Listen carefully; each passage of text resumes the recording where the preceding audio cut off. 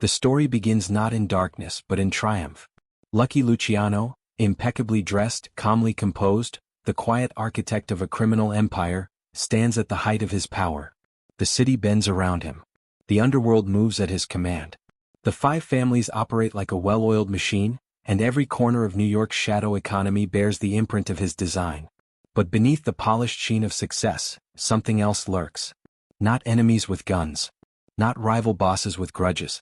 Not police who stalk the streets with badges and ambitions. What approaches is far more dangerous. Betrayal. A force that slips through cracks, hides behind familiar faces, and strikes not from the shadows, but from the inner circle a king believes he can trust. A cinematic dawn of power and doom. Imagine the opening montage. Luciano walking through the lobby of the Waldorf Astoria, nodding at men who practically bow as he passes. Politicians whispering his name behind closed doors, careful not to speak too loudly. Union leaders waiting nervously for his approval before making their next move. Meyer Lansky and Frank Costello discussing numbers and alliances while Luciano scans the room with quiet certainty. The empire is stable. The commission is functioning. Wars are distant memories. Money flows like an unstoppable current. To the world, and even to his enemies, Luciano appears invincible. But every frame of this grand montage is shadowed by a truth the audience sees before he does. The greatest dangers in the mafia never come from outside. They come from within. The psychology of power, and the blind spots it creates. Luciano's strength had always been his mind, calculating, patient, emotionally restrained. He built his empire by reading people more accurately than they read themselves. He understood motives, vulnerabilities, ambitions. His survival, time and again, depended on anticipating betrayal before it occurred. But even the sharpest strategist carries blind spots. Psychology teaches that people rarely expect betrayal from those they trust deeply. Leaders, especially powerful ones, begin to assume stability is permanent. They miss small signs. They rationalize unusual behavior. They overlook subtle shifts in tone and loyalty. For the first time in his life, Luciano felt safe, and safety in the mafia is the deadliest illusion of all. Enemies forget to fear. Allies remember to plot. Luciano believed he had ended the era of tyrants. He replaced the old boss of bosses system with the commission, a council meant to prevent one man from holding too much power. But men like Vito Genovese, ambitious and patient, didn't see the commission as salvation. They saw it as opportunity. Not for unity. Not for peace. But for their own ascent. In the shadows of boardrooms and restaurants, quiet conversations began to take shape. Old grudges resurfaced. Jealousies deepened. Rivalries that once hid beneath Luciano's calm leadership started to breathe again. The men closest to him, the ones who benefited the most from his reforms, began imagining life without him. Some didn't wish him dead. They simply wanted him gone. And betrayal in the mafia doesn't always arrive as violence. Sometimes, it arrives as silence. As inaction. As the subtle shifting of alliances a king does not perceive until it is too late. The emotional hook. The fall of a man who trusted too carefully. This story is not merely about Luciano's eventual downfall. It is about the psychological unraveling of a man who believed he understood betrayal better than anyone. He survived the streets. He survived the Castellamarese War. He survived assassination attempts. He survived prison. He survived exile. But what he could not survive, at least not without scars, was betrayal from those he trusted most. The emotional weight of this narrative is not in the fall itself, but in the moment Luciano realizes he misread the people closest to him. That the danger was not the government nor rival gangs, but ambition blooming behind familiar eyes. The central question: how does the untouchable become vulnerable? As the introduction closes, the audience must confront the tension building around Luciano's throne. How does a man who controlled an empire fail to control the people within it? How does the creator of the commission fall prey to the very system he designed to prevent betrayal? How does the world's most powerful mobster end up blindsided by the one threat he never expected? The king has risen. The kingdom is stable. But the knives are already being sharpened. Not in the streets. Not in alleyways. But at the very table where he believed he was safest. This is the story of how power blinds, how loyalty fractures, and how even the greatest empire can be undone not by enemies, but by friends. Before Lucky Luciano rose to power, the American underworld was a landscape fueled by paranoia, vengeance, and desperation. A fractured world with no unifying vision, no rational structure, and no leader capable of stopping the endless cycle of violence. The mafia Luciano inherited was not an empire. It was a battlefield, a storm. A war zone where fear substituted for strategy, and where the men in charge were ruled not by intelligence, but by instinct, superstition, and unrestrained emotion. It was chaos without a conscience, a perfect incubator for destruction but not for progress. A mafia defined by clan loyalties and old-world baggage. In the early 1900s, Italian criminal groups in New York were not a unified organization but scattered clans shaped by old Sicilian rivalries. Men who barely remembered the old country still clung to its grudges. Bosses treated their neighborhoods like miniature kingdoms, protecting territory less because of profit and more because of wounded pride. These were not businessmen. They were warlords of tenement blocks. Their loyalties were divided into smaller factions. Sicilian families who trusted no one outside their village lineage, Neapolitan crews who refused to answer to Sicilians, Calabrian groups operating independently, often violently American-born toughs ignored entirely by old-world bosses. Every family spoke of honor, but every action was driven by insecurity. Ledgers were kept inconsistently. Rackets were run haphazardly. Investments were unstable. Men trusted only blood relatives and sometimes not even them. The mafia's greatest enemy was not the police. It was itself. Violence without strategy, the currency of a primitive system. Before Luciano, the underworld's method of conflict resolution was immediate and brutal. If you disagreed, you killed. If you felt disrespected, you killed. If you feared someone might betray you, you killed first. This hyper-reactive culture created a constant state of war readiness. No one slept peacefully. Soldiers were dispatched for trivial offenses. Arguments over gambling debts turned into neighborhood shootouts. A rumored insult could trigger a year-long vendetta. Violence was not strategic, it was emotional. It came not from guidance but from impulse. Bosses ordered hits based on rumors, paranoia, or pride rather than necessity. Families weakened themselves over feuds that produced no winners. Stability was impossible. Growth was unthinkable. Every leader lived on borrowed time because every decision was fueled by fear. This lack of discipline made the mafia dangerous but not powerful. Lethal but not intelligent. Feared but not respected. Paranoid bosses. Men unsuitable for an evolving world. The men in charge of the mafia before Luciano were products of an old system dying under the weight of a new country. Their paranoia controlled them more than they controlled their soldiers. They relied on omens, traditions, and rituals instead of adaptability or planning. Joe Masuria and his contemporaries represented this old-world mindset. They rejected innovation. They feared outsiders, especially non-Italians. They distrusted change even when change meant survival. They believed power came from clinging to the past, not shaping the future. These bosses saw threats everywhere and opportunities nowhere. Anyone with modern ideas was considered dangerous. Anyone who questioned tradition was disloyal. Anyone with ambition was a potential enemy.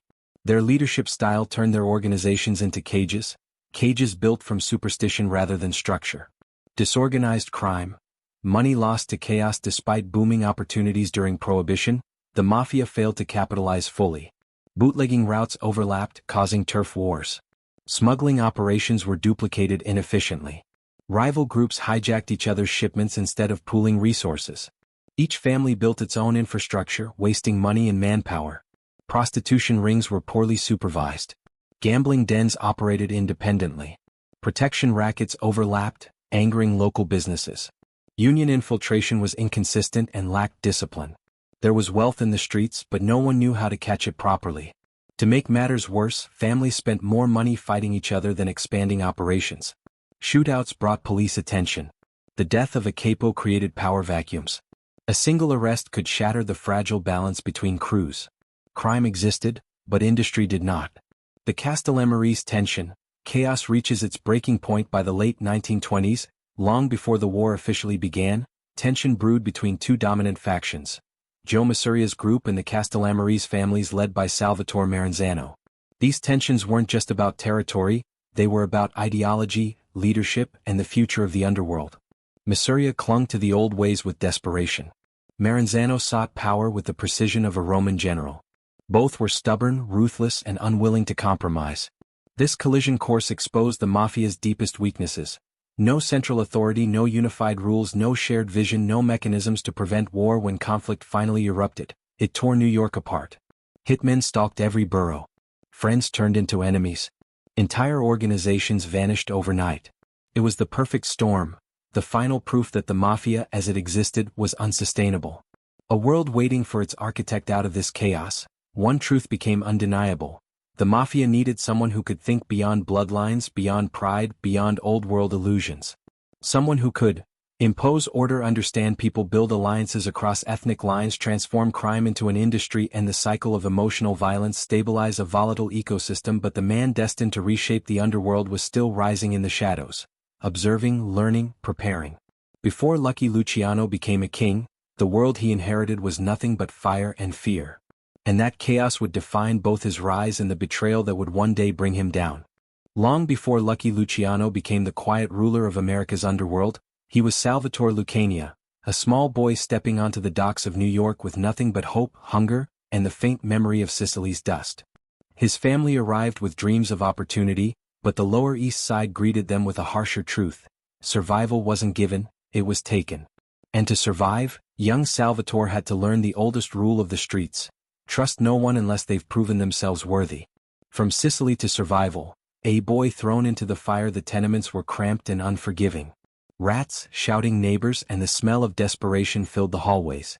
Children who couldn't adapt became victims. Salvatore, barely speaking English, became a target. Mocked for his accent, cornered for his lunch coins, pushed because he was smaller than the rest. He learned quickly that the world didn't care how poor you were. It cared only how strong you appeared.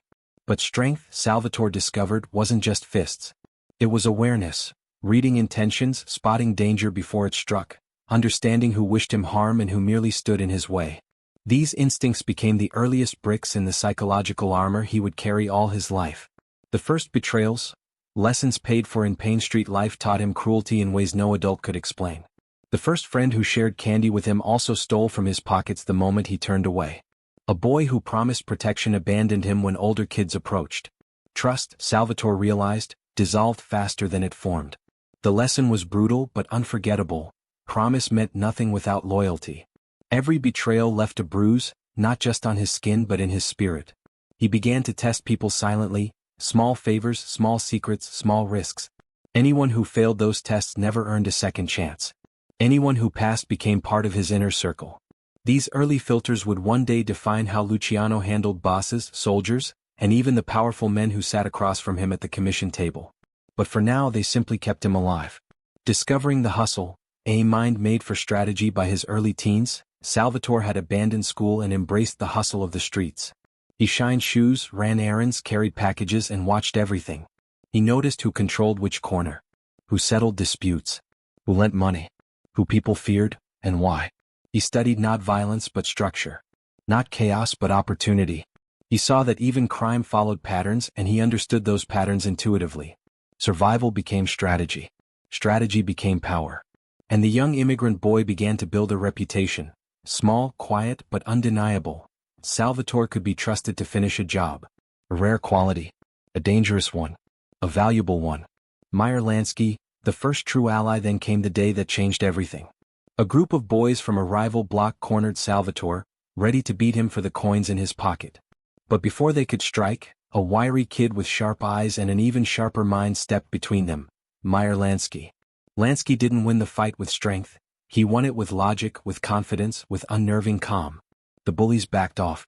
Salvatore recognized something he had never seen before. A boy who calculated, who thought 3 steps ahead, who wasn't controlled by fear. Their friendship didn't begin with sentiment. It began with recognition. They saw in each other a reflection. 2 outsiders, 2 thinkers, 2 kids who refused to stay small. Over time, Lansky taught Salvatore the power of numbers. Odds, percentages, risk versus reward. Salvatore taught Lansky the psychology of people. How fear moved them, how pride blinded them, how loyalty could be shaped. For the first time, Salvatore had a friend he could trust without hesitation. A friendship built not on convenience but on earned loyalty. Bugsy Siegel, fire to balance the ice. Through Lansky came another pivotal ally. Benjamin Bugsy Siegel, the volatile, fearless kid whose reputation on the streets was as explosive as his personality. Where Lansky was logic, Siegel was instinct. Where Lansky calculated, Siegel acted. Siegel could be dangerous, too impulsive, too bold, but Salvatore admired something essential in him. He didn't fear anyone. Siegel's presence offered something Salvatore lacked: muscle he could rely on without watching his back. Siegel admired Salvatore's growing influence, Lansky's intelligence, and the unity their three-man team created. For the first time in his life, Salvatore felt not alone, but supported. Not surrounded by threats, but surrounded by possibility. The trio that would shape an empire, the three boys became inseparable, forming an alliance stronger than anything Salvatore had experienced. They hustled together, fought together, shared money, secrets, and dreams of something bigger than street corners. And through these experiences, Salvatore accepted a truth that would guide every decision he made as Lucky Luciano. Loyalty is not inherited. It is chosen and earned. This belief would later influence how he structured the mafia, how he selected capos, how he built the commission, and how he judged every man who stood beside him. But it also carried a darker weight. Loyalty once broken could never be repaired. Seeds of future trust and future betrayal, yet even within this newfound brotherhood, shadows lingered. The streets had taught Salvatore too much to trust blindly. Every new connection stirred the same old fears. What if someone envies me? What if someone betrays me? What if trust becomes weakness? These doubts never disappeared. They embedded themselves in his psyche like quiet scars. And years later, when betrayal finally came from a place he least expected, these early wounds would return, sharper than before, reminding him that even kings must remember the lessons learned as children. Becoming Luciano, trust as weapon and weakness as Salvatore grew into Lucky Luciano, his ability to read trust, manipulate loyalty, and control alliances became legendary. The boy who once defended himself from bullies now managed entire families of dangerous men. His life became a continuous evaluation of character, a chessboard where each piece represented loyalty, risk, and potential betrayal. But the lessons that kept him alive also haunted him. He never fully trusted anyone, not even those he loved most. The street kid survived. The mob boss rose. But the fear of betrayal, planted in childhood, never left. And one day that fear would be justified in ways he never saw coming. Lucky Luciano's rise during the Prohibition era was not the story of a man who fought harder, it was the story of a man who thought smarter. While other gangsters chased street-level profits, Luciano looked at the underworld like a businessman surveying a growing market. He saw inefficiencies, wasted potential, and a chaotic landscape begging for structure. And he transformed that chaos into something the world had never seen. A criminal empire built like a corporation. But within this structure, in its precision, its hierarchy, its success, lived a hidden irony. The stronger the empire grew, the weaker Luciano's personal safety became. The industrialization of crime, Prohibition's perfect storm. Prohibition created opportunities that would have overwhelmed lesser men. Alcohol flowed through secret routes, nightclubs exploded across New York, and every gang with ambition tried to carve out its slice of the booming black market. Violence skyrocketed. Profits increased. So did stakes. But while others fought turf wars, Luciano built networks. He organized bootlegging like a distribution industry, establishing supply lines, streamlining transportation, coordinating storage, minimizing violent bottlenecks. To Luciano, crime wasn't rebellion. It was business, a disruptive startup in a nation thirsty for illegal liquor. And with every racket he touched, he applied the same principle: reduce chaos, increase profit. Gambling, narcotics, prostitution, three pillars of an empire. Luciano understood that no single racket could sustain long-term power. Bootlegging might end with the repeal of prohibition, but vice, human desire, would always be profitable. So he diversified. Gambling became a network of protected casinos, street games, and underground betting parlors, each one paying predictable percentages into the greater system. Narcotics, though riskier, offered global reach.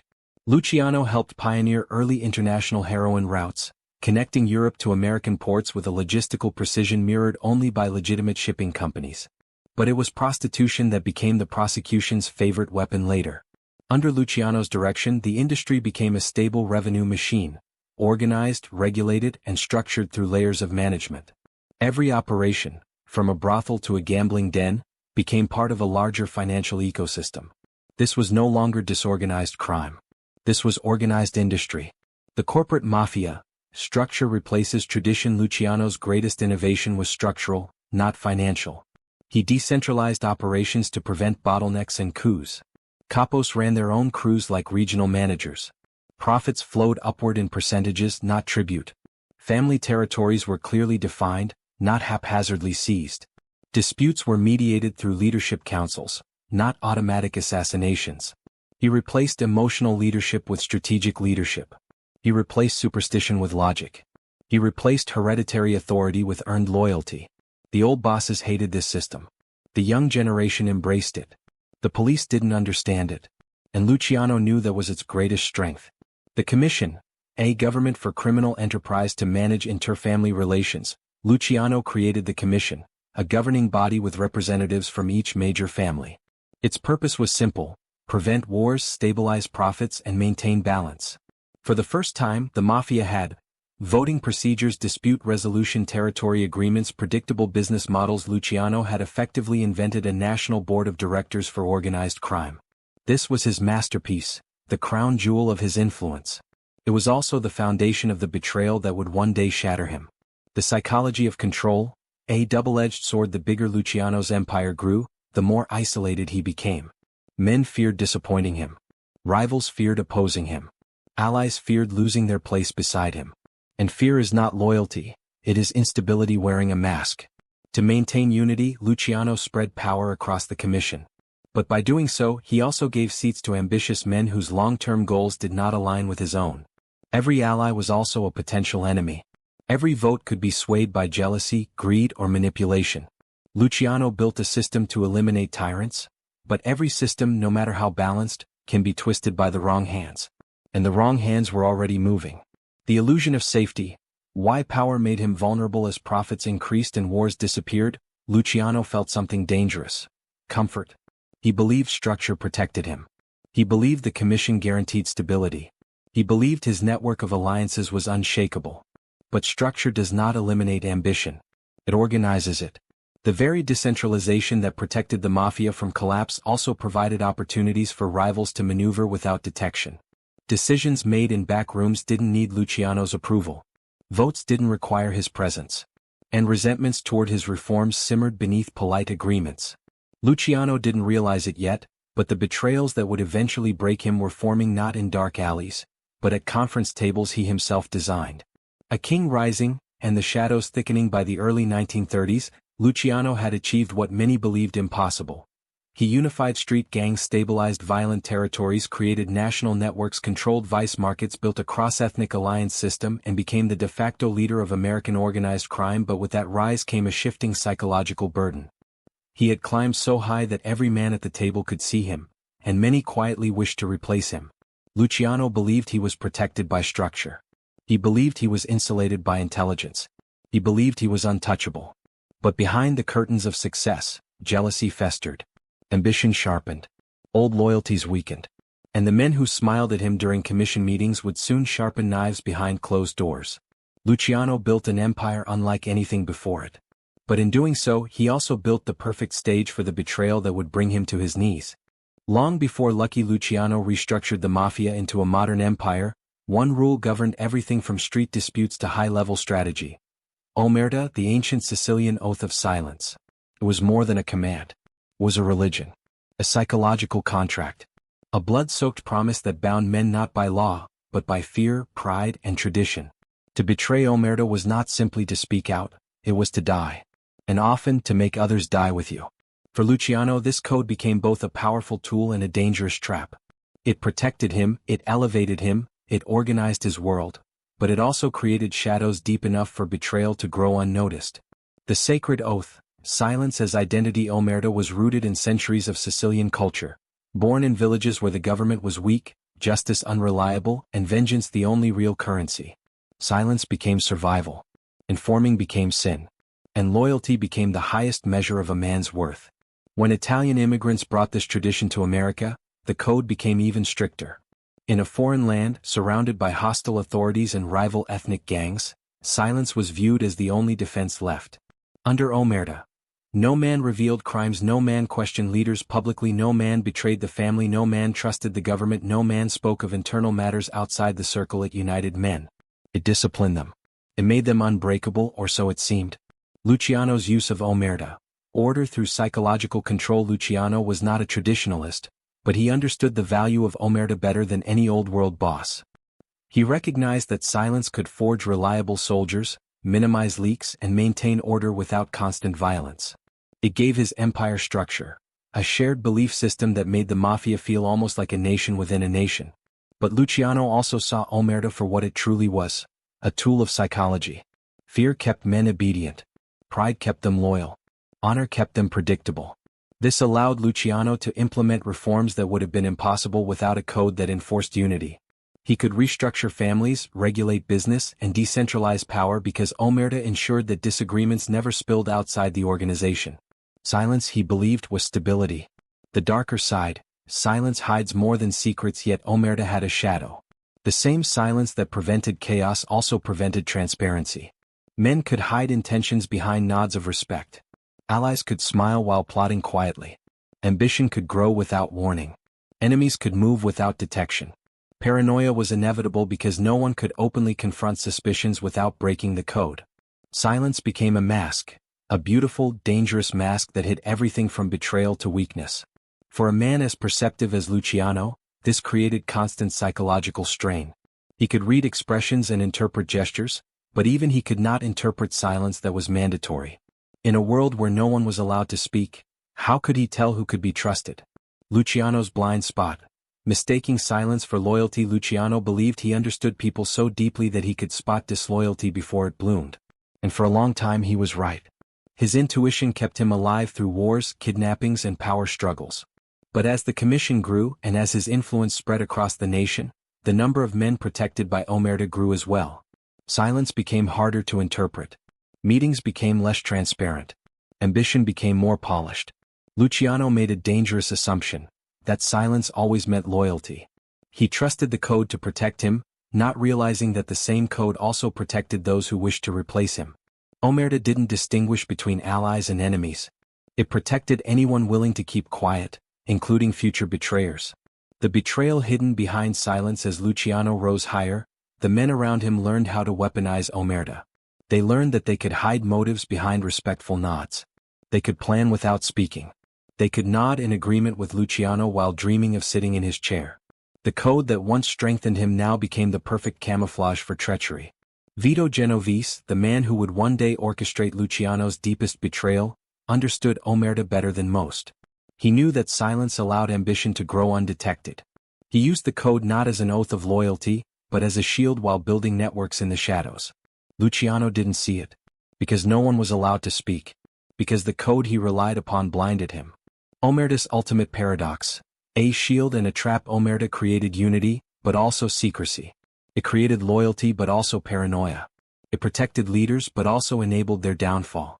For Luciano, the code that built his empire also ensured he could never fully understand the true intentions of the men around him. Silence was stability, until the silence became deception. He would learn too late that the most dangerous betrayal is the one you cannot hear coming. When the knives finally moved against him, they were guided not by shouts or threats, but by the quiet, perfect obedience of a code he trusted with his life. By the time Lucky Luciano reached the height of his power, the American underworld no longer resembled the chaotic battleground he had inherited. It had become a machine, vast, intricate, and stunning in its efficiency. Every part had a function. Every man had a role. Every racket contributed to a system so large and coordinated that even law enforcement struggled to comprehend its scale. But beneath the mechanical precision, one truth defined everything. The machine ran on trust, a fragile, volatile, irreplaceable currency. Narcotics. A global network built on invisible threads. Luciano's involvement in the narcotics trade was not about street-level profits. It was about scale.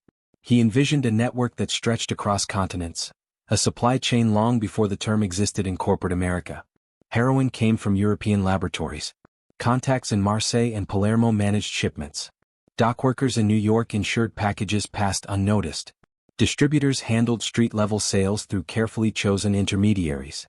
From Europe to New York, from New York to every major American city, the entire pipeline relied on hundreds of men who would never meet each other. A single weak link could destroy the entire route. A single betrayal could collapse an enterprise worth millions. Luciano trusted no one blindly. He built layers, insulation between each part of the chain. But even layers can fail if the man above them is betrayed. Union manipulation. Power through invisible hands. If narcotics brought money, the unions brought power. The mafia's infiltration of labor unions allowed control over the docks, construction, shipping, trucking, warehouses. Luciano understood the genius of this arrangement. Control the workers and you control the industries. Control the industries and you control the city. Union presidents were installed quietly. Picket lines appeared at Luciano's command. Companies paid fees to avoid costly delays. Dockworkers allowed certain shipments to pass untouched. This was not brute force. This was influence, systemic, steady, and profitable. But unions required something even more delicate than narcotics: absolute confidence that no insider would talk. A single corrupt union leader turning informant could unravel decades of strategic placement. A single whisper to the wrong politician could expose networks that had taken years to build. Trust wasn't optional. It was survival.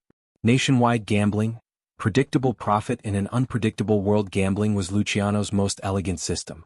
Unlike narcotics, it carried less legal risk. Unlike unions, it didn't require infiltration. It simply required management.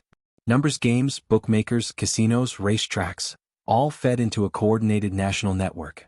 Luciano's men established rules ensuring that profits were stable, regardless of local conflicts or market changes. A bookmaker in Ohio might not know the one in New Jersey. A casino manager in Chicago might never meet the men running operations in Florida. But they all followed Luciano's structure, and they all trusted the system that enriched them. If one operation faltered, the others compensated. If one family had trouble, the network redistributed responsibilities. It was the closest thing the underworld had to a legal enterprise. And it required trust at every level, not loyalty to Luciano personally but loyalty to the machine. Delegation. The genius and the risk. Luciano's success came from understanding that no empire survives micromanagement. He delegated responsibilities. Frank Costello handled gambling and political relationships. Meyer Lansky refined financial systems and international partnerships. Vito Genovese managed muscle, narcotics, and enforcement. Albert Anastasia controlled the docks and labor intimidation. Each man operated like an executive. Each man was vital. This delegation allowed the empire to grow nationwide. It also created the perfect conditions for betrayal. The structure Luciano designed protected him from exposure, but not from the ambitions of those who operated beneath him. Trust as currency, and its unspoken cost in legitimate businesses. Contracts bind partners. In Luciano's world, trust replaced paper. Trust that money would flow upward. Trust that orders would be carried out. Trust that disputes would be settled internally. Trust that silence would hold under pressure. A single betrayal could shatter that trust, and with it, the machine. Luciano understood this deeply. It kept him awake at night more than police raids or assassination attempts. Because every new success required more people. And more people meant more potential cracks. He had built something extraordinary, but he had also built something increasingly fragile. The psychological weight. Leadership becomes isolation. As the empire expanded, Luciano found himself in a paradox. The more powerful he became, the less he could rely on anyone. The larger the machine grew, the more invisible the threats became. He couldn't verify every link in the narcotics chain. He couldn't monitor every union leader. He couldn't predict the ambitions of men like Genovese. He couldn't control the quiet conversations that happened without him. Success had given him structure, wealth, and influence, but it had also given him anxiety. One betrayal could undo everything. One whisper could collapse the system. One false friend could burn the empire from the inside. Luciano began to realize something chilling. He had built a machine so powerful that it required absolute trust. And in the mafia, absolute trust does not exist. Foreshadowing the fall, a system vulnerable to its own design. Luciano's empire looked unbreakable from the outside. From the inside, it was balanced on the razor-thin edge of loyalty. And loyalty, he knew, was always temporary. Every man wanted more. Every leader dreamed of rising higher. Every ally carried silent ambitions. The machine Luciano built was brilliant, but brilliance cannot protect against human nature. When betrayal finally came, it would strike at the very thing that made his empire strong, the delicate web of trust holding everything together. Luciano believed he could control the machine. He never imagined the machine would one day turn against its creator. In the world Lucky Luciano built, power didn't come from bullets, it came from relationships. Every alliance was a calculation. Every handshake a negotiation. Every partnership a risk. Luciano understood that the mafia was not simply an army or a business. It was a living organism shaped by the ambitions, egos, and paranoia of its most powerful men. To survive he needed allies. To rise he needed enemies. To rule he needed to navigate both with precision. Yet even the most skilled strategist can overlook the danger closest to him, the ambition simmering behind a trusted ally's polite smile. Vito Genovese, The ambitious shadow no figure loomed more dangerously in Luciano's orbit than Vito Genovese. If Luciano was the architect of modern organized crime, Genovese was the man who studied the blueprints and envisioned himself replacing the builder. Genovese was fiercely loyal in public, intensely jealous in private, calculating, patient, willing to wait years for an advantage. Where Luciano believed in diplomacy, Genovese believed in dominance. Where Luciano forged alliances across ethnic lines, Genovese clung to old Sicilian hierarchy. And where Luciano sought stability, Genovese craved absolute power. Luciano saw Genovese as a valuable soldier, even a potential successor, but he underestimated the scale of his ambition. Genovese admired Luciano, yes, but admiration can decay into resentment when one man's vision outshines another's desire for control. Behind closed doors, Genovese watched. He measured Luciano's influence. He calculated his moves. He waited for weakness. And one day he would exploit it. Dutch Schultz, the threat Luciano refused to unleash. If Genovese was the silent danger, Dutch Schultz was the loud one. A volatile, impulsive gangster whose recklessness threatened the entire underworld. Schultz ran his empire through fear, extortion, and emotional outbursts. He was brilliant at making money but disastrous at predicting consequences. When Schultz became obsessed with assassinating prosecutor Thomas Dewey, it was Luciano who stopped him. Not out of morality but out of strategy. A hit on a federal prosecutor would bring the full weight of the U.S. government down on all of them. Schultz saw Luciano's refusal as betrayal. Luciano saw Schultz's plan as suicide, for everyone. The commission agreed with Luciano and sanctioned Schultz's assassination instead. It was a necessary decision, but it widened the fracture lines within Luciano's alliances. It showed the mafia that Luciano would oppose any man, even powerful allies, if their decisions threatened the stability he fought to build. And it showed Genovese something even more important. Luciano was willing to kill to preserve order. If he could kill Schultz, who else might he eventually view as a threat? Joe Masuria, the tyrant of the old world before Luciano became the architect of the future. He worked under Joe, the boss Masuria, the embodiment of everything wrong with the old mafia. Masuria ruled through fear, superstition, and brute force. He demanded absolute loyalty while offering none in return. His leadership style trapped the mafia in archaic traditions that prevented progress. Masuria believed Luciano was simply another soldier, a clever one perhaps, but still beneath him. But Luciano watched Masuria closely, studying his failures. Impulsive decisions, unnecessary violence, refusal to collaborate, deep paranoia. Masuria's reign created the environment that pushed Luciano toward reform. But Masuria also taught him an unspoken lesson. Leaders who rely solely on fear eventually die by it. Luciano escaped Masuria's grip by orchestrating his assassination, a move that shifted the balance of power forever. But it also revealed something darker. Luciano could betray a tyrant to build a better future. And if he could betray Masuria, others reasoned he could betray anyone, even those closest to him. Salvatore Maranzano, the elegant but treacherous Caesar after Masuria's fall, Luciano aligned with Salvatore Maranzano, an educated, refined, almost regal figure who envisioned the mafia modeled after ancient Rome. Maranzano saw himself as a Caesar, wise, strategic, untouchable. Luciano initially respected him. Maranzano respected Luciano's intelligence. But admiration lasted only months. Maranzano soon revealed his true nature, demanding absolute authority, spying on allies, eliminating anyone who posed a potential threat, planning to kill Luciano himself. He feared Luciano's popularity, his alliances, his vision. To Maranzano, Luciano was not a partner, he was the final obstacle to power. When Luciano learned of Maranzano's assassination plot, he acted swiftly. Maranzano fell, and Luciano rose as the undisputed leader of the American mafia. But even victory carried a warning. If Maranzano could plot against him, anyone could. Navigating a web of dangerous men, balancing these relationships required extraordinary psychological skill. Luciano had to flatter Masuria, appease Maranzano, restrain Schultz, manage Genovese, unite Lansky, Siegel, and Costello, maintain peace among dozens of volatile personalities. He played them like chess pieces, moving them just enough to gain advantage without provoking rebellion. But no chess master can control every board indefinitely. The unseen betrayal takes shape. While Luciano maneuvered tyrants and kept reckless allies in check, he failed to see the danger closest to him.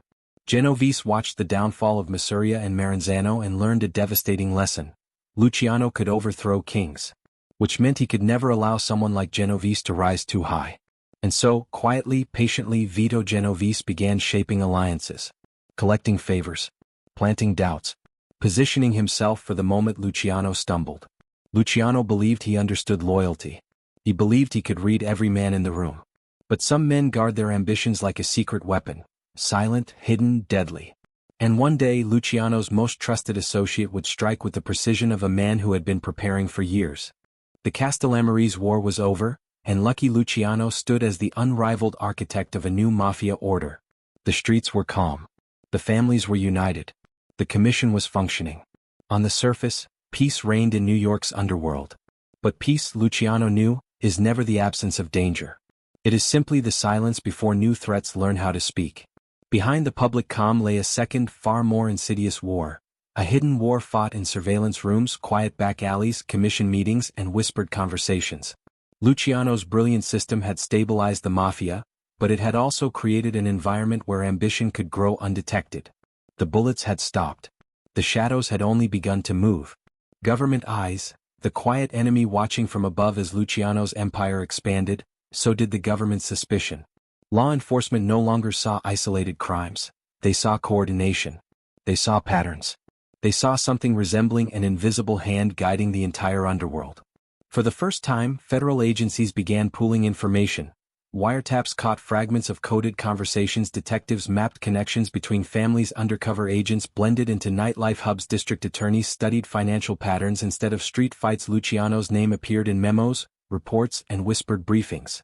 He wasn't publicly targeted yet, there was no clear evidence, but he was becoming the central figure in a narrative forming inside police departments. They didn't know what he controlled, but they increasingly suspected he controlled everything. Infiltration attempts. The government learns his system. The biggest shift came when authorities stopped chasing the soldiers and started trying to understand the structure. To fight Luciano, they needed to think like him, and they began studying the mafia as if it were a corporation. Undercover agents attempted to gain access to union halls, infiltrate gambling circuits, map brothel networks, identify narcotics distributors. Luciano heard about these attempts through carefully placed informants. Not inside the mafia, but inside the police departments themselves.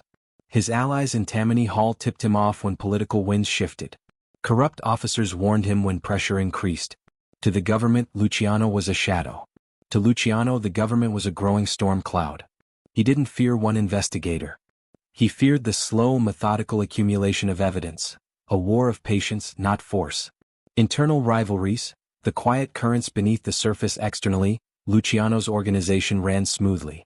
Internally, he felt the tectonic shifts of ambition forming. The very commission he created to stabilize the mafia had also become a stage where men could quietly reposition themselves. Disputes were subtle now. A capo who hesitated before agreeing to a policy, a family boss whose tone changed in meetings, a lieutenant who spoke too confidently, a request that carried more weight than it should. Even small gestures could signal shifting loyalties. Luciano noticed everything. But noticing is not the same as understanding. Silence, mandated by omerta, hid motivations, fears, and betrayals better than any lie ever could. Whispers reach him, and paranoia finds its first footing. Luciano had always been rational, calculated, rarely emotional. Yet as his empire grew, so did the murmurs reaching him through trusted channels. Whispers of Genovese making quiet alliances, certain capos questioning Luciano's decisions, rising envy among younger soldiers, dissatisfaction brewing in the outer boroughs. None of it was alarming on its own. But together they formed a pattern Luciano could not ignore. He dismissed most rumors publicly, but privately they lingered in his mind late at night. Was someone challenging his authority? Had the commission become too decentralized? Were the alliances he created now shifting against him? Luciano once read people effortlessly. Now he struggled to read the silence.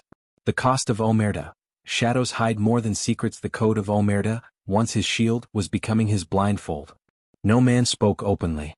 No man revealed grievances. No man admitted ambition.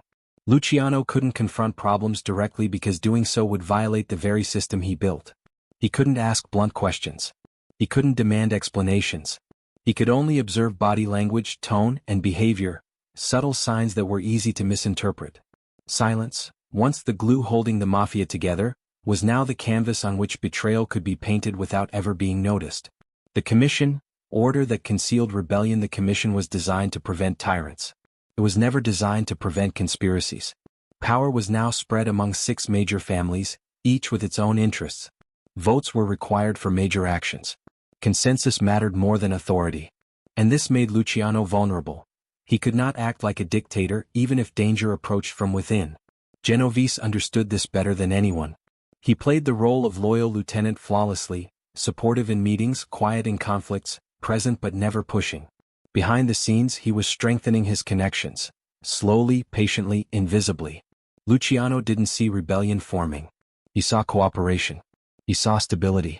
He saw the commission functioning as designed. But inside the design, ambition grew like a silent infection.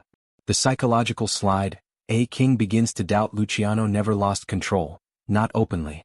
But he began to feel it slipping beneath his fingertips. He questioned allies he once trusted. He re-evaluated decisions he made with confidence. He sensed shifts he couldn't yet prove. This wasn't paranoia without cause. It was intuition, the same intuition that kept him alive for decades. But intuition alone couldn't reveal the truth. Because the truth was buried under the quietest enemy of all, a betrayal growing behind a loyal smile. Luciano didn't know it yet, but the hidden war had already chosen its victor, and it wasn't the man who built the empire. For years, Lucky Luciano walked through the world with the confidence of a man who believed he understood loyalty better than anyone. He built his empire on it, enforced his rules through it, and elevated allies who respected it. Omerta was the backbone of his system: silence, trust, unity. But when betrayal finally came, it came from inside, from a place Luciano never expected. Not from a rival family. Not from an enemy on the streets. Not even from law enforcement. It came from one of his own. A man protected by his structure. A man shielded by Omerta. A man who had once sworn loyalty. That betrayal opened the door to the prosecutors who had long circled him, and it shattered the psychological foundation Luciano had spent his life strengthening. The government makes its move, but they needed an insider. Thomas Dewey, the relentless prosecutor who had already brought down some of New York's most powerful criminals, had been chasing Luciano's network for months. He had wiretaps, financial patterns, and street rumors, but nothing that cemented Luciano as the architect of a national vice empire. Luciano was too smart, too insulated, too careful. Dewey needed access. He needed someone inside the system. Someone who knew names, routes, procedures. Someone who could violate Omerta not only with words but with credibility. And then, seemingly from nowhere, he got exactly that. The whisper that opened the floodgates. The first leak was small. A detail about the prostitution network, a confirmation of names, a hint about coordinated brothel operations. It was enough for Dewey to widen the investigation, enough for judges to approve more warrants, enough for detectives to know where to press. Rumors spread in Luciano's world. Someone's talking. Someone gave Dewey a map. Someone inside knows too much. But no one knew who. Luciano dismissed the early rumors. The commission was strong. His capos were loyal. The brothel managers were terrified of crossing him. Yet, the evidence piling up in Dewey's hands suggested something else. The betrayal was not shallow. It was surgical. The betrayal knew how to hurt him. The arrest, A. King brought down by a whisper. Luciano was arrested in 1936 far from New York, in Arkansas. A location that revealed the precision of the information given to Dewey's team. Someone told them where he was. Someone told them how he traveled. Someone told them when he would be vulnerable. When police swarmed him, Luciano didn't panic. But he didn't smile either. His first thought was not of guilt or innocence. It was of who? Who had broken Omerta? Who had turned whispers into weapons? Who had violated the very code that defined their world? He didn't speak during the arrest. He simply stared at the officers, his expression unreadable, but inside, something ruptured. The trial strategy, built on betrayal. As Dewey prepared his case, the prosecutors introduced witnesses, brothel madams, associates, intermediaries, people who would never have dared speak if someone more powerful had not convinced them they were protected. The betrayal had done more than offer information. It had created courage. It whispered to frightened workers, "Talk. Luciano can't save you now." It reassured insiders, "Dewey already knows everything." It fueled fear until silence, the sacred law of Omerta, fractured like glass. Luciano sat in the courtroom hearing testimonies crafted from tiny truths and monumental lies, but each lie had a seed planted by someone close to him. The betrayal had cracked the dam. The flood was unstoppable. Psychological devastation. The moment everything he feared became real for the first time in his life, Luciano felt powerless. Not because the government was strong but because trust had failed. The very foundation of his empire, The belief that loyalty could be earned, shaped, managed, collapsed under the weight of one disloyal voice. It wasn't the arrest that broke him. It was the realization that betrayal had lived inside his walls, protected by the very rules he created. Luciano began replaying memories, a glance in a meeting, a hesitant answer, a conversation that ended too quickly, a question that now seemed strangely probing. He reconstructed every interaction, searching for signs he missed, signs hidden behind Omerta's silence. He had built a system to manage ambition, but not to detect treachery. Omerta had allowed the traitor to hide perfectly. And now, sitting in the courtroom with reporters watching his every move, Luciano understood the bitter irony. He had mastered human nature, but underestimated human weakness. Who betrayed him? The suspects and the silence. Historians debate the identity of the betrayer. Some point to disgruntled foot soldiers. Others argue it came from one of the prostitution ring managers. Some even believe Dewey manipulated multiple sources until one shifted the balance. But one name haunted Luciano more than others: Vito Genovese. Genovese wasn't in the courthouse. He wasn't on the witness stand. He didn't whisper to madams or prosecutors. But he benefited the most. With Luciano gone, the throne he long coveted would be within reach. Whether Genovese orchestrated the betrayal or simply exploited it, Luciano knew one truth: the man who smiles beside you is more dangerous than the enemy who aims a gun. The psychological shock, realization becomes ruin in the darkest hour of his life. Luciano didn't fear prison. He feared that the betrayal he tried to prevent his entire life had finally come, and come from someone intelligent enough to use silence as a weapon. His empire hadn't been broken from the outside. It had been cracked from within. The courtroom was the stage, but the betrayal had been rehearsed in the shadows. And as Luciano listened to the verdict, guilty, he felt not anger but clarity. Everything he feared about power, loyalty, and ambition was true. His rise had been brilliant. His system revolutionary. His leadership unmatched. But no matter how perfectly he built his empire, he could never control the human heart. And one heart, unnamed, unseen but devastating, had chosen to destroy him. The 1936 trial of Lucky Luciano was unlike anything America had ever seen. It wasn't just a legal proceeding, it was a spectacle. A parade. A public dismantling of the most powerful underworld figure in the nation. The courthouse overflowed with reporters, curious citizens, and politicians hungry for victory against organized crime. Flashbulbs cracked so frequently they looked like lightning strikes. Every headline screamed his name.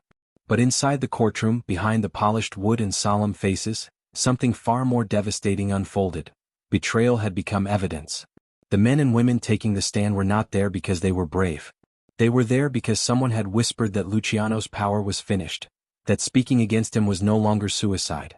Betrayal fueled the prosecution and annihilation fueled the press. And at the center of it all sat Luciano, silent, composed, but inwardly fractured. Dewey takes the stage, a prosecutor hungry for glory. Thomas E. Dewey didn't walk into the courtroom. He marched in. Young, determined, and intensely aware of the spotlight upon him, Dewey crafted his case not just with legal precision, but with theatrical brilliance.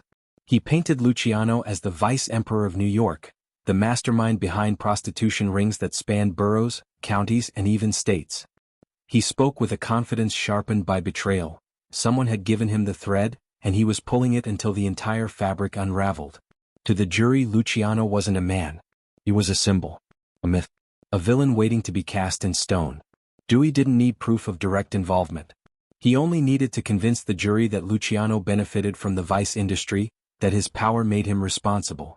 And the more sensational the accusations, the louder the newspapers shouted, the more public opinion solidified. Witnesses take the stand, voices Luciano never expected to hear. The parade of witnesses began with trembling voices. Brothel madams, streetwalkers, intermediaries, drivers. Most had never met Luciano. Some had only heard his name whispered like a curse or a command. But the prosecution didn't need them to know him. They only needed them to believe he existed at the top of the pyramid. And one by one they told stories. He gave orders. He collected money. He controlled everything. He was the king. Not one witness could place him directly inside a brothel. Not one could describe an order he personally gave. Not one offered solid proof. But each testimony, shaped by fear, coercion, or the subtle advice of those who believed Luciano was already finished, built a portrait the public was desperate to see. A portrait painted by betrayal. And every time another witness spoke, Luciano sat stone-faced, listening to strangers describe a version of his life shaped entirely by someone else's agenda. But the question that echoed louder than any testimony was, who had opened the door for all of this? Who had whispered to Dewey? Who had confirmed the names? Who had broken Omerta in the shadows? Every story told by a stranger hinted at a deeper betrayal by someone Luciano once trusted. Media frenzy. A trial turned circus outside the courtroom. The media turned the trial into entertainment. Newspapers sold out. Radio stations broadcast updates. Crowds gathered as if attending a premiere. Headlines declared, Luciano exposed AS Vice King, Dewey destroys the underworld's secret architect, witnesses detail a city of sin. Reporters didn't question inconsistencies. They didn't care about gaps in evidence. They wanted drama, and Dewey delivered it daily. Every article became another blow to Luciano's credibility. Every whisper outside the courtroom became a shout in the public arena. Luciano, who had mastered invisibility for years, now found himself dragged into blinding light, his life dissected by people who knew nothing about him except what betrayal allowed them to imagine. Luciano's silence, strength or surrender? Throughout the trial, Luciano barely spoke. Not out of arrogance but out of necessity. To defend himself would mean calling associates to testify, an unthinkable violation of Omerta. To deny individual accusations would risk revealing more than Dewey already knew. To lash out would signal weakness. So he sat with the composure of a king watching his own palace burn. But silence is a double-edged sword. To the underworld it symbolized loyalty. To the jury it looked like guilt. And inside Luciano's mind, silence became torture. Every witness reminded him that someone close had betrayed him. Every accusation confirmed how deeply the leak had penetrated. Every lie spoken in court felt like a truth he couldn't correct without exposing something worse. The psychological collapse. Realizing the full extent of betrayal, Luciano had survived wars, kidnappings and political attacks, but nothing wounded him like the knowledge that betrayal, not intelligence, not legal skill, not evidence, had placed him in chains. He had built an empire on trust. He had structured his world around loyalty. He had believed he could measure ambition before it became dangerous. But someone had bypassed all of that. Someone had used Omerta as a weapon against him, hiding behind silence while quietly feeding Dewey the threads of a narrative that now imprisoned him. Luciano replayed every interaction, questioning every ally, suspecting even those closest to him. The betrayal wasn't just a legal blow, it was a psychological shattering of the worldview that shaped his life. He wasn't just losing his freedom. He was losing the one belief that kept him alive in the underworld, that he could tell who to trust. The verdict, A King is broken. The jury delivered its decision swiftly, guilty on 62 counts of compulsory prostitution. The courtroom erupted in applause for Dewey, for justice, for the public spectacle. But to Luciano, the applause sounded like betrayal echoing through cavernous walls. The judge sentenced him to 30 to 50 years in prison, a punishment symbolic as much as punitive. It was meant to end him, to erase his influence, to make an example of the man the underworld once feared. Luciano didn't flinch. He didn't argue. He didn't beg. He simply nodded, the final act of a king whose empire had been exposed by a betrayal so deep he could not yet name it.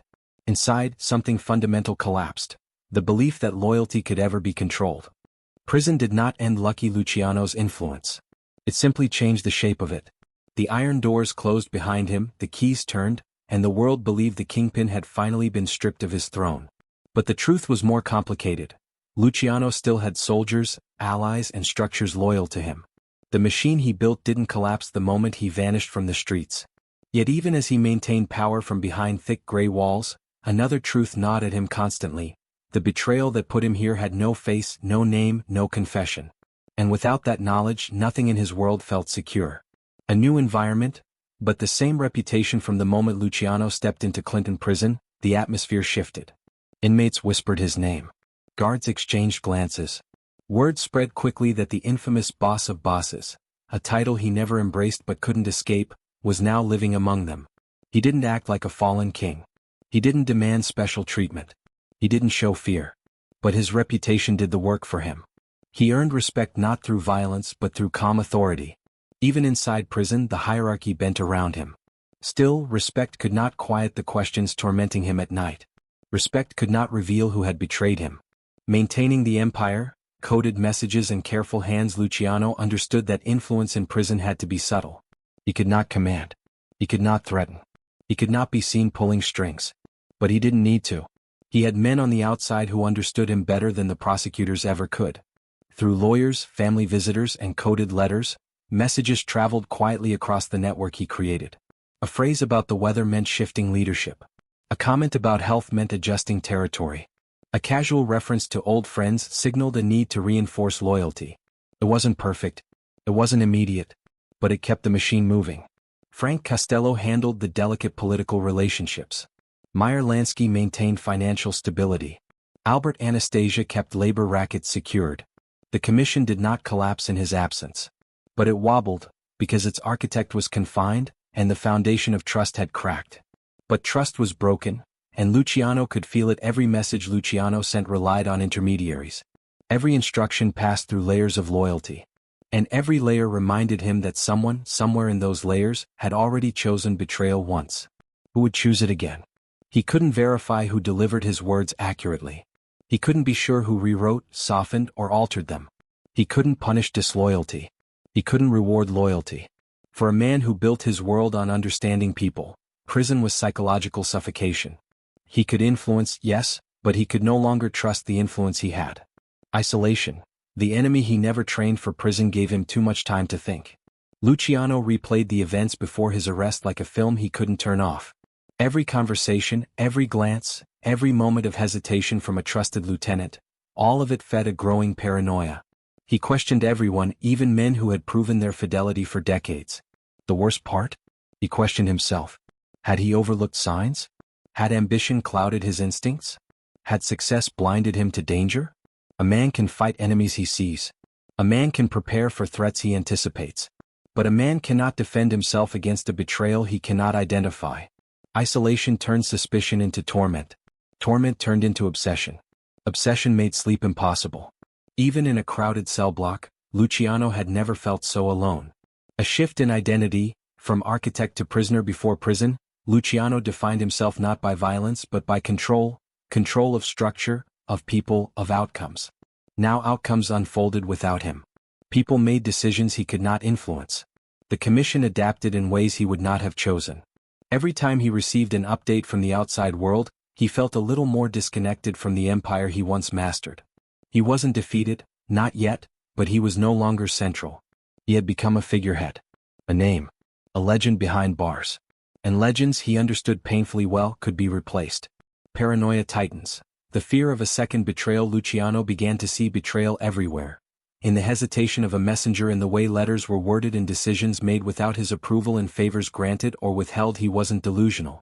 He was responding to the truth of his world. Betrayal had already happened once. And the man who betrayed him had not revealed himself. If the first betrayal had led to prison, a second could lead to irrelevance, or death. A glimmer of purpose. Naval intelligence approaches. In 1942, the U.S. Navy approached him quietly. They needed help protecting New York's docks from sabotage during World War II. Luciano agreed, not for patriotism but for survival. If he could help the government, he could remain valuable. If he remained valuable, he would be harder to discard.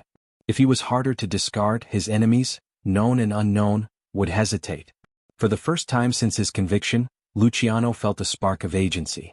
But even this victory carried a shadow. Because helping the Navy proved something he had been afraid to admit.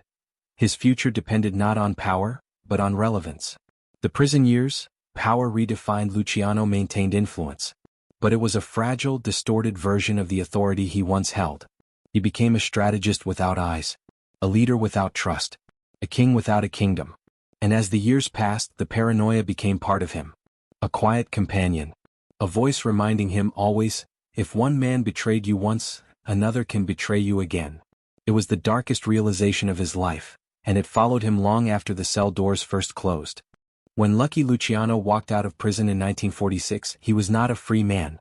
His sentence had been commuted in exchange for wartime cooperation with U.S. Naval intelligence, but freedom came with chains of a different kind. He was placed on a ship to Italy, deported, exiled, removed from the empire he built. The journey across the Atlantic felt less like liberation, and more like a funeral procession. Not for his life but for the world he once controlled. On the deck of the ship, staring at a horizon he had not chosen, Luciano finally confronted a truth he had resisted for years. Betrayal does not end when the sentence is served. It follows you. It reshapes you. It becomes part of you. A legend returns to a land that is no longer home. Italy welcomed Luciano with curiosity, suspicion, and distance. To the American underworld he was a king. To the Italian police he was a problem returning home. He arrived in Naples to a life that felt painfully unfamiliar. The rhythms were slower. The voices softer. The world smaller. And Luciano, once the architect of multi-state operations, now lived in hotel rooms under surveillance, treated not as a ruler but as a relic. He tried to reassert influence, reaching out through old Sicilian connections, exploring narcotics routes, and attempting to revive the networks that once obeyed his commands. But time had moved on without him. The empire he built had learned to function without its creator. The commission no longer depended on his voice. And men who owed him loyalty owed their survival to someone else now. Power fades quickly when distance interrupts it. Trying to shape a world that no longer listened, Luciano was not naive. He knew exile would weaken him, but he underestimated the speed at which the criminal landscape evolved. Younger bosses rose with their own alliances, the old guard adapted to new opportunities, and his former partners made decisions he would never have approved. Updates from America reached him through coded letters and visiting associates. Each message deepened the wound. Vito Genovese was gaining influence. Decisions were made without his input. The commission had shifted priorities. His advice, once gospel, was now optional. He felt like a man shouting across an ocean. His words reached the shore, but softly, faintly, easily ignored. The shadow of betrayal, a ghost that would not die even after years passed. Luciano still did not know who had betrayed him. The uncertainty infected every decision he made in exile. He trusted no one completely. He questioned every ally's motives. He held conversations at arm's length, even with men who would never dream of crossing him. He replayed the trial in his mind, the testimonies, the sudden collapse of silence. Betrayal had broken him once, and he lived every day fearing it might break him again. He told an associate one night over wine, "A man can survive prison. What he cannot survive is not knowing who put him there." This wound shaped the rest of his life. He formed alliances slowly. He ended friendships abruptly. He pushed away people who genuinely admired him. He prepared for betrayals that never came. He was no longer a leader guiding an empire. He was a survivor navigating ghosts. A brief attempt at resurrection. Havana in 1947, Luciano made his boldest attempt to reclaim relevance. He traveled secretly to Havana, where American mobsters gathered to discuss business. For a brief moment he felt like his old self. Lansky greeted him warmly. Costello consulted him on political strategies. Younger bosses treated him with reverence. But this glimpse of power was temporary. News of his presence reached U.S. authorities and pressure forced Cuba to expel him. His moment in the sun ended as quickly as it began. As his plane back to Italy lifted into the sky, Luciano understood the inevitable. He would never again command the world he created. The endgame, a life reflected in regret. Back in Naples, Luciano aged rapidly. Not physically but emotionally. He spent long afternoons staring from balconies, replaying the rise and fall of his empire, the friendships that shaped him and the betrayal that broke him. His exile became a kind of psychological purgatory, where memory was both comfort and torment. He wrote notes he never sent. He composed speeches no one asked for. He practiced answers to questions no one would ask. And gradually he began to accept the truth. Power had been intoxicating. Control had been seductive. Loyalty had been his religion.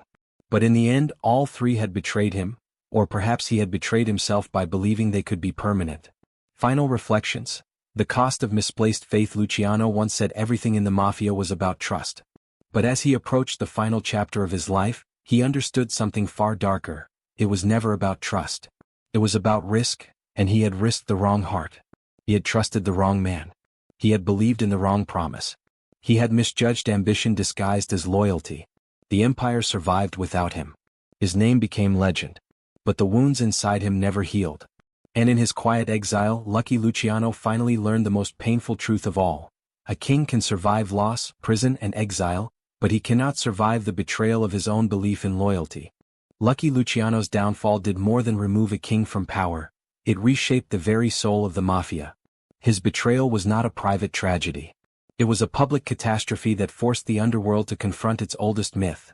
That omerta was unbreakable, that loyalty was absolute, and that betrayal happened only to the careless or the weak. But Luciano was neither careless nor weak. He created the modern mafia. He understood human psychology better than any boss before or after him. He built systems, alliances, and protections designed to prevent betrayal. And yet betrayal shattered him anyway. His arrest, trial, and imprisonment sent a shockwave through organized crime, a warning encoded into the psychology of every mobster who came after. If betrayal can destroy Lucky Luciano, it can destroy anyone. The first shift, leadership becomes temporary. Before Luciano, mafia leadership followed rigid Sicilian tradition. A boss's rule was assumed to last for life. Respect, lineage, and seniority were treated as sacred pillars. But after Luciano fell, that illusion died. The betrayal that led to his arrest exposed something dangerous. Even the most respected don could be undermined, even the most protected leader could be targeted, even the architect of a system could be removed from it. The commission, which Luciano designed to create stability, now adapted to this new reality. Leadership became strategic, not sacred. Bosses rose and fell faster. Families began planning for potential transitions long before they occurred. In the decades after Luciano's exile, no don ever felt fully secure again.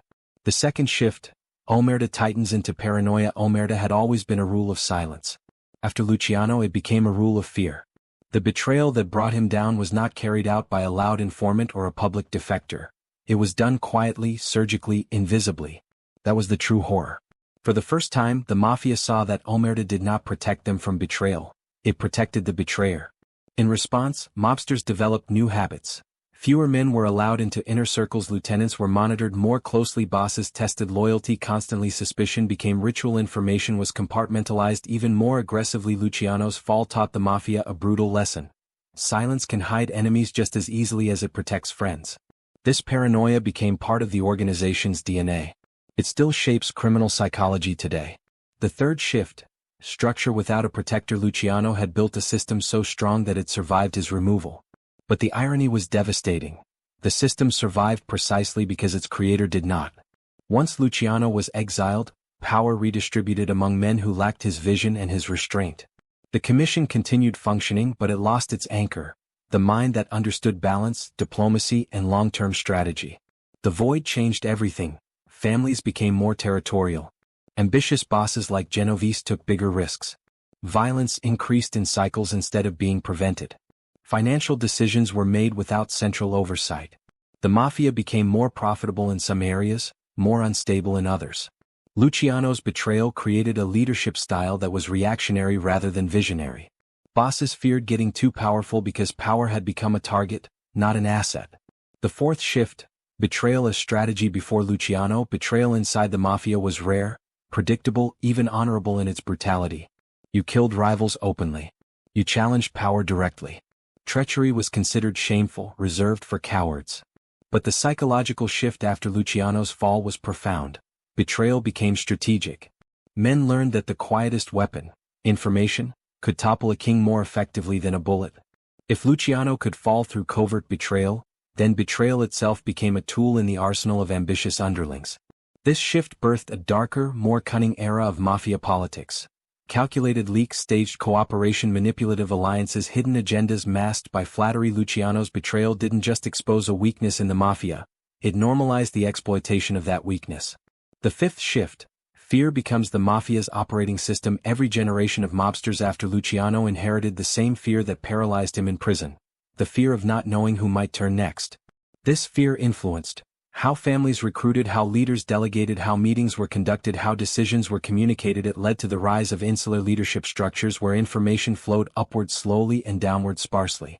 It also fueled extreme reactions, bosses killing suspected traitors without proof, lieutenants disappearing over rumors, alliances breaking over ambiguities. The mafia became less trusting, less cohesive, and more erratic. Luciano didn't live to see the full consequences. But historians and former mobsters agree.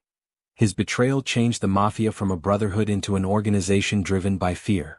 The modern legacy, crime syndicates built in Luciano's shadow. Today's global crime syndicates, from cartels to triads to mafia successors, still rely on the structures Luciano built. Decentralized power, multi-tiered operations, council-based decision-making, cross-regional cooperation, but they also operate under the paranoia his downfall intensified. Digital secrecy, cell-based hierarchies, compartmentalized communication, extreme vetting of associates, constant testing of loyalty. The practical genius of Luciano's system survived. The idealistic trust he imagined did not. What Luciano truly left behind. Luciano's greatest legacy is not the commission, not the diversification of rackets, not the modernization of the underworld. His greatest legacy is a paradox. He created a mafia so efficient that only betrayal could destroy him, and betrayal became the mafia's defining fear forever after. His darkest hour became the warning every boss memorized. His downfall became the blueprint every modern syndicate studies. His betrayal became the psychological scar that still shapes organized crime. Lucky Luciano built the mafia.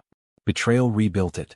Lucky Luciano's story has been told 100 different ways, as the rise of a genius, the fall of a king, the evolution of organized crime. But beneath every headline, every myth, every retelling, lies a quieter truth.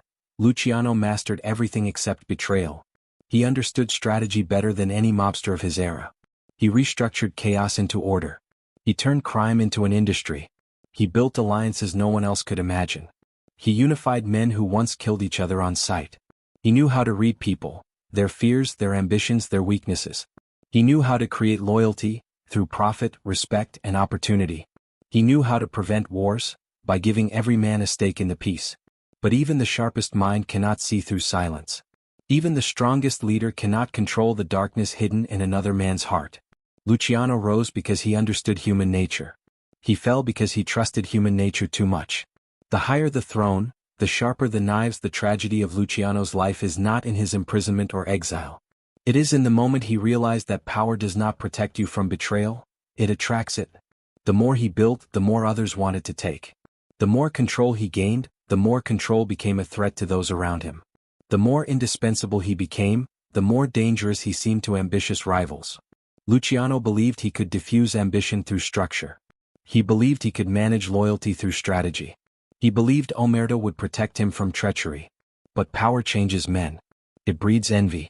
It distorts loyalty. It creates shadows even a visionary cannot see into. The betrayal that shattered Luciano's empire was not loud. It did not come with bullets or declarations. It came quietly, through whispers, through information, through the subtle alignment of men who once smiled at him. In the end, the knives he feared did not come from his enemies. They came from those who stood closest to him. The man behind the myth history remembers him as a legend. The mastermind of the commission, the father of modern organized crime, the man who saw possibility where others saw chaos. The Luciano of legend is confident, composed, untouchable. But the man behind the myth was more complicated. He was a boy from the Lower East Side who learned distrust from bruises. A thinker who learned leadership from hardship. A strategist who learned power from necessity. A king who learned too late that even kings bleed in the dark. Luciano spent his final years in exile haunted not by the law, but by the question that followed him everywhere. Who betrayed me? It was the one mystery he could never solve, the one weakness he could never eliminate, the one truth he feared more than prison or death. A universal truth, the cost of power. Luciano's life reveals a truth that transcends crime, history, and legend. Power demands loyalty, but power also destroys it. The higher a man climbs, the more he must depend on others. But the higher he climbs, the fewer he can actually trust. This paradox shaped Luciano's rise, and it defined his fall. He built a world on loyalty, but loyalty could not save him. He built a system to prevent betrayal, but betrayal slipped through it anyway. He built an empire, but an empire cannot protect a man from the people within it. The final image, a king without answers. In the end, Lucky Luciano died far from the city he ruled, far from the empire he created, far from the men who once swore loyalty to him. His legacy endured, his structure survived, his influence echoed, but the wound inside him never closed. Because power may build kingdoms, but trust sustains them. And for Luciano, trust was never guaranteed. It was the first casualty of the life he chose, and the last lesson he ever learned.